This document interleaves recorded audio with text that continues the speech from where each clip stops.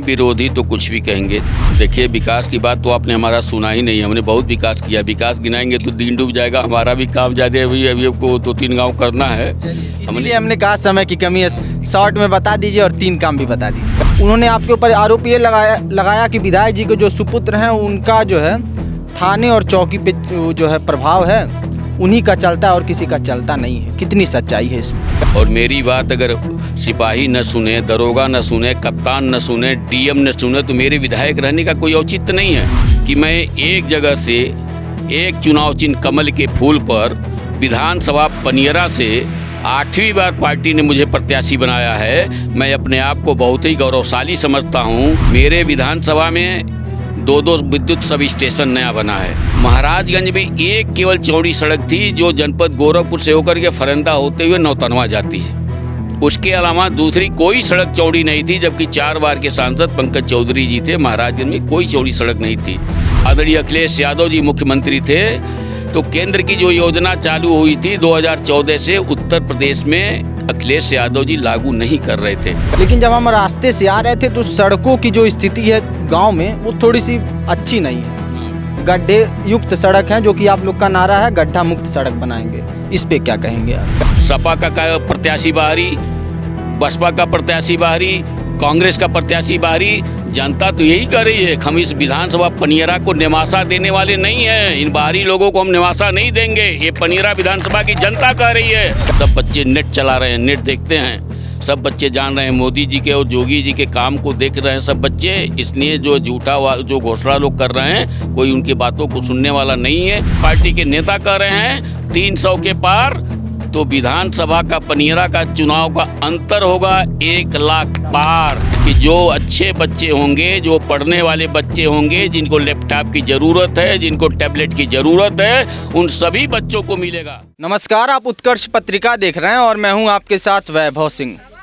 2022 का चुनाव नज़दीक है और जो तैयारियां हैं, जो प्रत्याशी हैं, जो वर्तमान में विधायक जी लोग हैं, उनकी तैयारियां जोरों शोरों पर चल रही हैं। क्षेत्र में प्रचार प्रसार का जो दौर है वो काफ़ी तेज़ी से चल रहा है। इस दौर में हम लोग भी थोड़ा सा प्रयास कर रहे हैं और इसी प्रयास में हमारा चुनावी सफ़र महाराजगंज जिले के पनियरा विधानसभा में मौजूद है।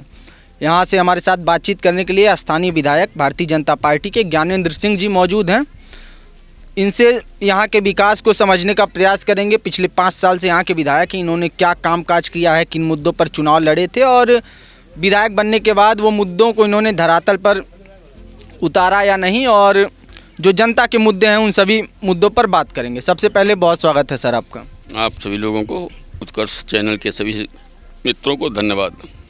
पनियरा विधानसभा के आप विधायक हैं। आपकी सरकार केंद्र में भी है, प्रदेश में भी है। 5 साल से आप सत्ता में हैं और विधायक हैं। इसके पहले भी आप विधायक रह चुके हैं। क्या कामकाज किया है आपने और कौन से काम को लेकर आप जनता में जा रहे हैं वोट मांगने?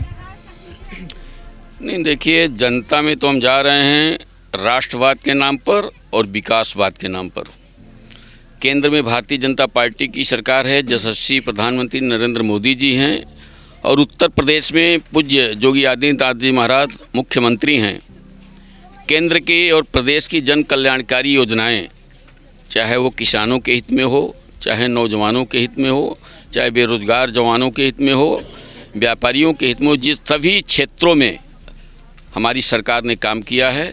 और आप देखे होंगे इस बार अभी जो 1 फरवरी को किसानों के लिए जो बजट पेश हुआ है, दुगुना बजट पेश हुआ है। पिछले साल जो बजट था किसानों के लिए, इस साल जो दो गुना बजट पेश किया गया है किसानों के हित के लिए। और हमारी सरकार किसानों के लिए काम कर रही है। और जहाँ तक विकास का विषय है, 5 साल मुझे इधर हुआ, इसके पूर्व में 5 साल समाजवादी पार्टी के विधायक रहे हैं, बहुजन समाज पार्टी के विधायक यहाँ रहे हैं। 10 साल में 2 बार चुनाव हारा था लगातार। इस बार जनता की प्रेम, स्नेह, सहयोग और आशीर्वाद से मुझे विधानसभा में जाने का अवसर मिला था। मैं अपने पनियरा विधानसभा के क्षेत्र की सम्मानित जनता के प्रति आभार व्यक्त करता हूँ।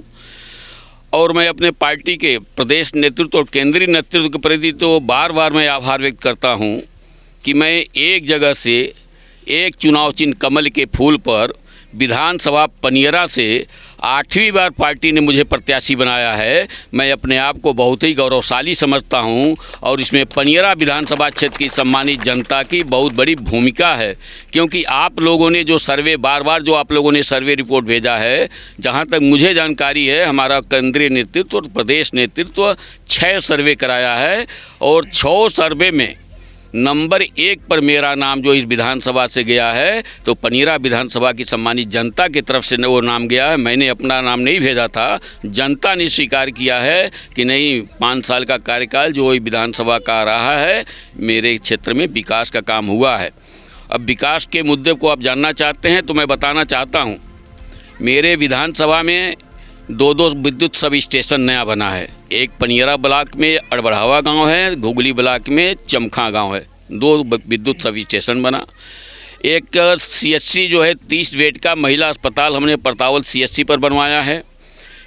प्राथमिक स्वास्थ्य केंद्र एक पनियरा के गांव रामनगर में जो है एक प्राथमिक स्वास्थ्य केंद्र का निर्माण कराया गया है। सबसे बड़ी मुद्दा हमारे विधानसभा क्षेत्र की थी, एक बंधा है जर्दी डोमरा बंधा, आप लोग भी इसको नाम सुने होंगे। जर्दी डोमरा बंधा हमारे क्षेत्र में है, जिससे 19 गांव प्रभावित होता है।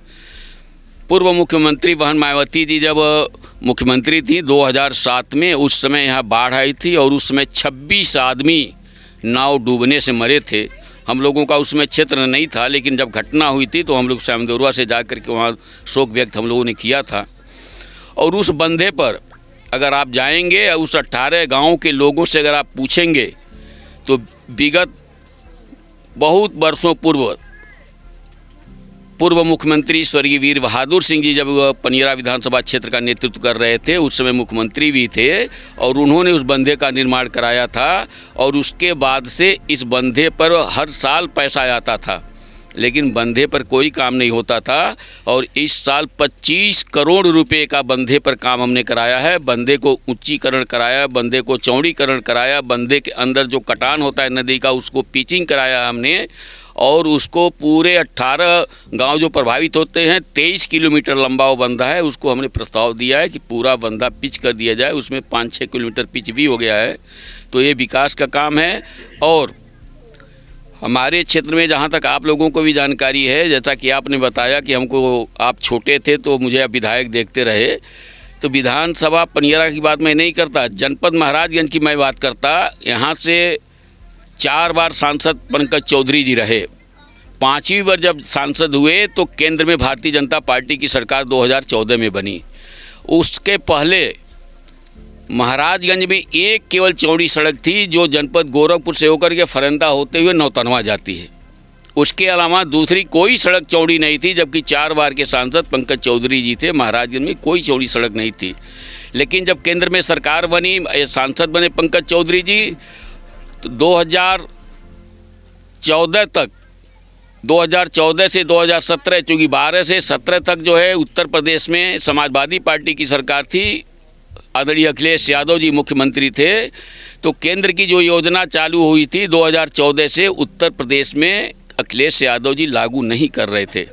अगर आप लोगों के मन में कहीं से भ्रम हो सकता है कि अगर केंद्र लागू करेगा तो प्रदेश का मुख्यमंत्री कैसे नहीं लागू करेगा, नहीं कर सकता है। प्रदेश का मुखिया है, प्रदेश का मुख्यमंत्री है। कोई ज़रूरी नहीं कि प्रधानमंत्री जो निर्णय ले वो मुख्यमंत्री मानने को बाध्य हो। उदाहरण के तौर पर मैं बताना चाहता हूँ, बंगाल में किसान सम्मान निधि पूरे देश में मिलता है, लेकिन बंगाल में किसान सम्मान निधि अभी 2 महीने से शुरू हुआ है। वहाँ की मुख्यमंत्री ममता बनर्जी जो है वो किसान सम्मान निधि का जो है कार्रवाई पूर्ण नहीं की थी।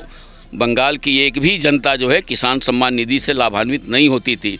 तो अखिलेश यादव 12 से 14 तक जो 3 साल का कार्यकाल रहा, उसमें विकास का काम, केंद्र की योजनाओं को लागू नहीं होने देते थे। एक सेकंड, आप कह रहे हैं कि अखिलेश जी विकास का काम लागू नहीं होने देते थे। 8वीं बार प्रत्याशी बने हैं, वर्तमान में विधायक हैं, केंद्र में भी आप हैं, सत्ता में जो है प्रदेश में भी आप हैं। आपने अपने विकास के काम गिनाए, लेकिन जब हम रास्ते से आ रहे थे तो सड़कों की जो स्थिति है गांव में वो थोड़ी सी अच्छी नहीं है। गड्ढे युक्त सड़क हैं, जो कि आप लोग का नारा है गड्ढा मुक्त सड़क बनाएंगे, इस पे क्या कहेंगे आप? गड्ढा मुक्त सड़क का नारा हमारी सरकार का है, और एक गड्ढा मुक्त का नारा हमने पूर्ववर्ती सरकारों को भी देखा है। अखिलेश जी के शासनकाल में उस समय शिवपाल यादव जी लोक निर्माण मंत्री हुआ करते थे, लेकिन उस समय का गड्ढा मुक्ति का जो नारा होता था और आज के गड्ढा मुक्ति में नारा में जो है अंतर है। अंतर ये है कि ये जो आपको कहीं कहीं गड्ढा दिखाई दे रहा है सड़कों पर, एक कोरोना काल में जो 2.25 साल का कोरोना जो वैश्विक महामारी इस देश में आई, पूरे विश्व में आया, लेकिन हिंदुस्तान में जो वैश्विक महामारी जो दूसरा वेव जो चला, दूसरा लहर जब चला, उस समय हम लोग देखे होंगे विश्व के तमाम विकसित राष्ट्र, अमेरिका, जापान, रूस, फ्रांस, ये विकसित राष्ट्र हैं, लेकिन अपना देश अभी विकासशील राष्ट्र है, हिंदुस्तान विकासशील राष्ट्र है, लेकिन तुलना में और आबादी की तुलना में 130 करोड़ आबादी का हिंदुस्तान, जहां जो अन्य देशों की तुलना में कैजुअलिटी आपने देखा होगा, जो वैश्विक महामारी के समय में कोरोना के टाइम में यहाँ के कैजुअलिटी लोगों की बहुत कम हुई। सरकार का बहुत सा पैसा अपव्यय हुआ है हमारे और आपके लिए। कोई ऐसा घर नहीं है जिस घर में अगर 4 की 5 की संख्या रही हो, उसमें दवा में सरकार का 20 और 22 हज़ार रुपया न लगा हो। तो एक तरफ से विकास का काम में कुछ प्रभावित हुआ है। और बरसात के बाद हर साल सड़कों में गड्ढा हो जाता है, कुछ न कुछ गड्ढे हर सड़कों में कहीं न कहीं गड्ढे हो जाते हैं। और गड्ढा मुक्ति का जो हमारा नारा था कि बरसात के बाद गड्ढा मुक्ति होगी, आचार संहिता है, आचार संहिता के नाते जो है, चूँकि मौसम भी, पिच रोड का काम दिसंबर जनवरी में नहीं होता, फरवरी से शुरू होता है। दिसंबर जनवरी में PWD विभाग जो है पिच रोड का काम नहीं करता। ठंडक का सीज़न होता है, अलकतरा पकड़ता नहीं है, अगर वो काम करेंगे तो काम ठीक नहीं होगा, इसलिए विभाग भी काम रोक देता है। फरवरी में काम शुरू होता है और इस समय अब वो जो बहुत ज़्यादा गड्ढे जहाँ जहाँ होंगे वही गड्ढा मुक्ति किया जाएगा। चूँकि चुनाव नज़दीक आ रहा है, चुनाव आयोग का निर्देश भी है कि सड़कों को गड्ढा मुक्त करना चाहिए। ये विभाग को निर्देश है, सरकार को भी निर्देश है, लेकिन ठंडक के नाते फरवरी आपका चल रहा है, इस समय लोग शुरू कर रहे हैं। अब गड्ढा मुक्ति का काम लोग करेंगे। गड्ढा मुक्ति का नारा हमारी सरकार का है, हम उस काम को पूरा करेंगे। चलिए, गड्ढा मुक्ति का नारा है और आप कह रहे हैं कि सर्दियों का मौसम था इसलिए काम रुका था, अब काम होगा और नारा जो है उसको पूरा करेंगे। एक व्यक्तिगत सवाल ले लेते हैं। अभी हमने आपके विधानसभा के जो समाजवादी पार्टी से उम्मीदवार हैं उनसे बात की, उन्होंने आपके ऊपर आरोप ये लगाया कि विधायक जी के जो सुपुत्र हैं उनका जो है थाने और चौकी पे जो है प्रभाव है उन्हीं का चलता है और किसी का चलता नहीं है। कितनी सच्चाई है इसमें? ये विरोधी तो कुछ भी कहेंगे, मैं तो ये कहना चाहूँगा, ज़रा उन्हीं से प्रश्न किया जाए। अगर मैं विधायक हूँ और मेरी बात अगर सिपाही न सुने, दरोगा न सुने, कप्तान न सुने, DM न सुने, तो मेरे विधायक रहने का कोई औचित्य नहीं है। जनता का काम जनप्रतिनिधि से पड़ता है। ये रहने वाले कहाँ के हैं, इनसे आपने प्रश्न किया? इनका घर यहाँ से 70 किलोमीटर दूर है, इंटीरियर एरिया है, भुसवल गांव है। इनसे ज़रा पूछे होते, आपको जानकारी नहीं तो क्या पूछेंगे, लेकिन मैं बताना चाहूँगा कि ये 70 किलोमीटर दूर से हैं। और चलने की बात जहाँ तक है, जब आपका आना जाना यहाँ नहीं है, आप कभी आए ही नहीं, केवल पार्टी ने आपको भेज दिया। मैं तो समाजवादी पार्टी के नेताओं से कहना चाहता हूँ, चाहे अखिलेश जी हो, चाहे मुलायम सिंह जी हो, और यहाँ के स्थानीय कार्यकर्ताओं से मैं पूछना चाहता हूँ कि यहाँ का हर पार्टी का कार्यकर्ता, चाहे समाजवादी पार्टी का कार्यकर्ता हो, चाहे बहुजन समाज पार्टी का कार्यकर्ता हो, चाहे कांग्रेस पार्टी का कार्यकर्ता हो, यहाँ के कार्यकर्ताओं की भी इच्छा थी कि भविष्य में हमको आने वाले समय में पार्टी हमको चुनाव लड़ाएगी, लेकिन यहाँ कार्यकर्ता नहीं मिला। सपा का प्रत्याशी बाहरी, बसपा का प्रत्याशी बाहरी, कांग्रेस का प्रत्याशी बाहरी। जनता तो यही कर रही है। हम इस विधानसभा पनियरा को निवासा देने वाले नहीं हैं, इन बाहरी लोगों को हम निवासा नहीं देंगे। ये पनियरा विधानसभा की जनता कह रही है, ये जनता की आवाज़ है, मैं नहीं बोल रहा हूँ। सभी लोग कह रहे हैं कि अपना अपना होता है। हम अगर हमको कोई ज़रूरत पड़ेगा तो 5 किलोमीटर 10 किलोमीटर घर है, हम जब पहुँच जाएंगे अपनी बात कर लेंगे। 70 किलोमीटर दूर और 75 किलोमीटर दूर अगर जनप्रतिनिधि हो जाएगा तो यहाँ का आदमी जो किराया भाड़ा लेकर के उसको खोजने जाएगा तो पता नहीं घर पर मिलेगा कि नहीं मिलेगा। इसलिए जो उनका प्रश्न है, जो उन्होंने आरोप लगाया है, पूर्णतया असत्य है। मैं यहाँ का विधायक हूँ तो स्वाभाविक है अधिकारी सुनेंगे मेरी बात, कृषभान सिंह की सुनेंगे। कृषभान सिंह इसीलिए हमने इस पे आपका राय जानना चाहा, क्योंकि जो राजनीति होती है उसमें आरोप प्रत्यारोप का दौर चलता है। आपने कहा आप विधायक हैं, आपका जो है अधिकारी सुनेंगे, अच्छी बात है। आपने ये भी कहा कि जो दोनों प्रत्याशी हैं बाहरी हैं, तीनों बाहरी हैं, तीनों, सपा बसपा कांग्रेस, अच्छा तीनों बाहरी हैं। अच्छा, तीनों बाहरी हैं। तब तो उस हिसाब से देखा जाए तो जनता का जो रुझान है आपकी तरफ होगा, और स्वाभाविक सी बात है, आप विधायक हैं और प्रत्याशी हैं तो कहेंगे भी। क्या लगता है जो बाहरी प्रत्याशी हैं वो कितना आपके सामने टिक पा रहे हैं इस चुनाव में? कोई मतलब नहीं है किसी प्रत्याशी का।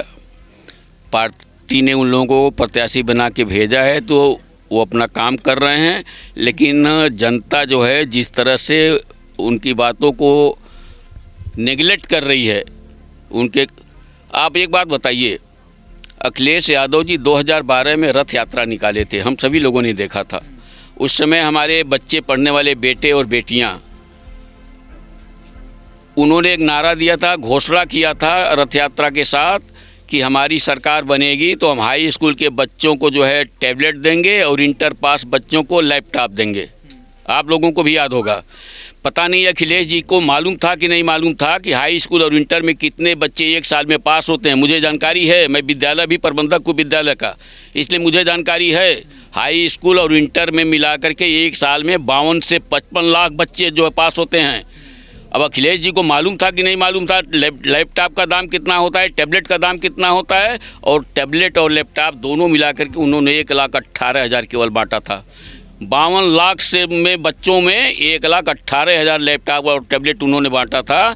तो एक बार झूठ बोल करके कोई किसी को धोखा दे सकता है, बार बार धोखा नहीं देगा। आज पढ़ने वाले बच्चे, सब बच्चे नेट चला रहे हैं, नेट देखते हैं, सब बच्चे जान रहे हैं मोदी जी के और योगी जी के काम को देख रहे हैं सब बच्चे। इसलिए जो झूठा जो घोषणा लोग कर रहे हैं, कोई उनकी बातों को सुनने वाला नहीं है। आपने प्रत्याशी की बात किया तो मैं दावे के साथ कह सकता हूँ, यहाँ कोई भी पार्टी, किसी भी पार्टी का कोई प्रत्याशी किसी भी तरह से हमारे पीछे, बहुत पीछे है चुनाव में, लड़ाई में कहीं आगे तो लड़ाई में हम ही नहीं हैं। कोई प्रत्याशी मुझसे लड़ाई में है ही नहीं, कंपटीशन, नो कंपटीशन, बहुत पीछे है यहाँ के प्रत्याशी मुझसे। और मैं आपको बताना चाहता हूँ, पिछला चुनाव मैं बहुत बड़े नेता से लड़ा था और 60,000 वोट से जीता था। और ये चुनाव, जी छोटे नेता नहीं है गणेशशंकर पांडे जी, बड़े नेता हैं। ये चुनाव 1 लाख पार जाएगा, जैसे हमारी सरकार कर रही है, कि हमारी सरकार कर रही है, हमारे सरकार के नेता कार्यकर्ता कर रहे हैं, पार्टी के नेता कर रहे हैं 300 के पार। तो विधानसभा का पनियरा का चुनाव का अंतर होगा 1 लाख पार। 1 लाख पार।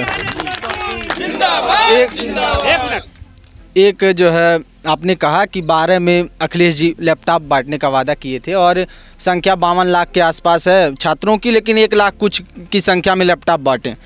तो अखिलेश जी तो ये कहते हैं कि योगी जी भी यही वादा किए हैं, लेकिन थोड़ा सा जो है कुछ संख्या में बांटें और चुनाव से ठीक पहले बांट दिए, वो भी जो है वादा पूरा नहीं किए हैं। गलत बात कर रहे हैं, योगी जी कभी वादा नहीं किए हैं। योगी जी ने जो वादा किया है स्पष्ट हमारे घोषणा पत्र में है। मेरिटोरियस बच्चों को एक क्राइटेरिया होगा, जो बच्चे क्राइटेरिया होगा। हमने, योगी जी ने घोषणा में ऐसा नहीं कहा कि हम 52 लाख, 55 लाख, 60 लाख बच्चों को लैपटॉप देंगे, ऐसा उन्होंने नहीं कहा है। घोषणा पत्र में उन्होंने स्पष्ट घोषणा किया है कि जो अच्छे बच्चे होंगे, जो पढ़ने वाले बच्चे होंगे, जिनको लैपटॉप की ज़रूरत है, जिनको टैबलेट की ज़रूरत है, उन सभी बच्चों को मिलेगा।